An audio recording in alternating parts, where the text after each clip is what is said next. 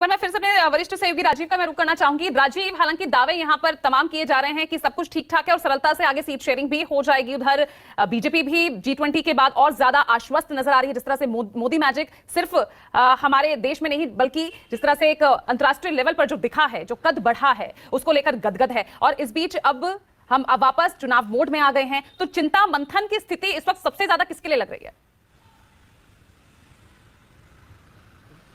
देखिए पूजा, दुर्भाग्य ये है कि पिछले कुछ सालों से देश में जो सियासत का पूरा जो मामला है वो चुनाव तक ही सीमित है। चाहे विपक्ष हो चाहे सत्ता पक्ष हो, उसका हर पैतरा, उसके हर चीज को चुनाव से और वोटों से जोड़ करके ही देखा जा रहा है। जबकि सियासत का काम समाज का, शिक्षा का, स्वास्थ्य के बारे में सोचने का जो होना चाहिए, मेरी समझ से वो दोनों तरफ से नहीं हो रहा है। अभी देखिए, अगर आप कोटा में लाखों घरों के बच्चे, लाखों पेरेंट्स ने अपने बच्चों को वहां भेज रखा है। अगर आप पीछे देखें तो कितनी आत्महत्याएं वहां बच्चों ने की हैं। आपने देखा किसी राजनीतिक दल ने इसको मुद्दा बनाने की कोशिश की या कोई इस पर राष्ट्रीय विमर्श हुआ? आपको पता है कि उत्तर प्रदेश के इंजीनियरिंग कॉलेजेस में एग्जाम के रिजल्ट आए, एंट्रेंस एग्जाम का रिजल्ट आए, न जाने कितने दिन हो गए, और उसमें काउंसलिंग में विसंगतियों को लेकर मामला सुप्रीम कोर्ट पहुंचा। और अभी कुछ दिन पहले ही सुप्रीम कोर्ट ने कल से यानी सोमवार से एडमिशन की प्रक्रिया शुरू करने का निर्देश दिया, 2-2.5 महीने की देरी के बाद।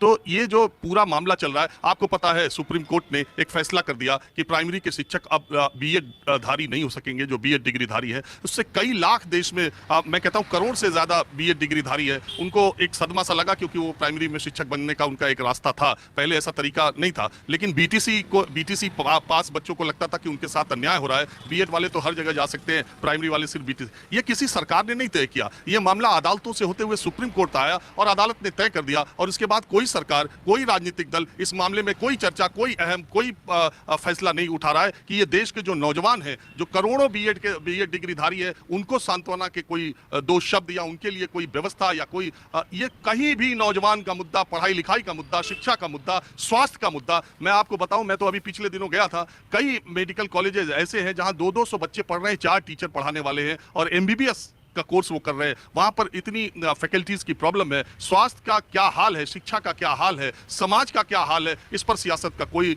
मतलब नहीं। अगर G20 हो रहा है तो भारतीय जनता पार्टी विश्व गुरु बना करके, भारत का मान ऊंचा करके इसका चुनाव में फायदा लेना चाहती है। दूसरी तरफ G20 अगर हो रहा है तो दूसरी तरफ के लोग इंदिरा गांधी के कार्यकाल की उपलब्धियों को बताने में फूला नहीं समा रहे कि उस वक्त हम अंतर्राष्ट्रीय स्तर पर बहुत थे। इन चीजों से काम चलने वाला नहीं है पूजा। देश की जो आबादी 30 साल से कम की है वो बहुत ज्यादा बेचैन है। उसके शिक्षा और उसके रोजगार के सवाल मुंह बाए खड़े हैं, जिस पे कोई सियासतदान, जिस पे कोई पार्टी चर्चा नहीं कर रही है। कोई मंदिर पे चर्चा कर रहा है, कोई मस्जिद पे चर्चा कर रहा है, कोई जातिगत जनगणना कराना चाहता है, कोई रोहिणी कमेटी की सिफारिश से लागू करना चाहता है। और ये सब केवल चुनाव में वोटों की खातिर हो रहा है। और वोट पाने के बाद जो जीत गया वो अपने को सिकंदर समझ रहा है, और हर राजनीतिक दल सत्ता में आने के बाद जो चाहे वो कर रहा है। इसमें कोई एक पार्टी नहीं है। तो हमारे राजनीतिक दलों को इस पर विचार ज्यादा करना चाहिए, मुझे लगता है। और मैं ये भी कहता हूं कि ऐसे मुद्दे मीडिया में भी दिन पर दिन गायब होते जा रहे हैं।